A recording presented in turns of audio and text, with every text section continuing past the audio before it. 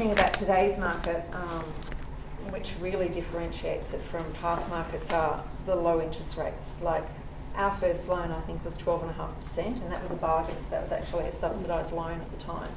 Now, can you imagine paying 12.5% interest on the property that you have at the moment? It really will change the market when interest rates do go up. Not that there's anything on the horizon, I realise that, I recognise that. But I think, you know, as investors, we naturally spend up to our absolute limit. And I think a lot of the tightening around credit has been responsible tightening, wouldn't you say, in some aspects? You know, because we are not the United States of America. We're not giving loans to homeless people on the streets. I think Australian financiers and credit have been quite responsible. And that has allowed Australians to be somewhat shielded from the fallout as opposed to other countries. But I've seen a lot of changes, obviously, a lot of cycles.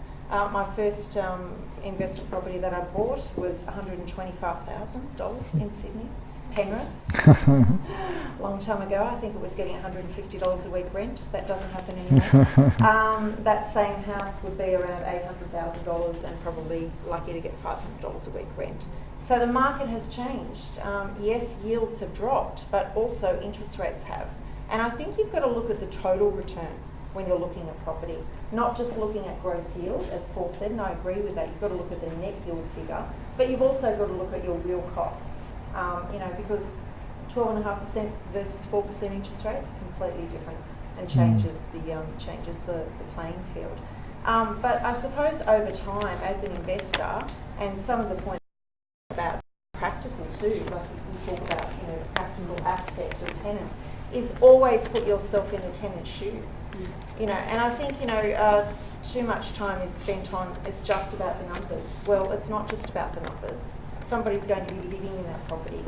You don't have to necessarily say, okay, I'm happy if I'm living here, but you have to consider the tenant's needs, and also would they be happy in a damp, dark, you know, underground apartment, even if the numbers look good. So there's a lot to consider. A lot to consider.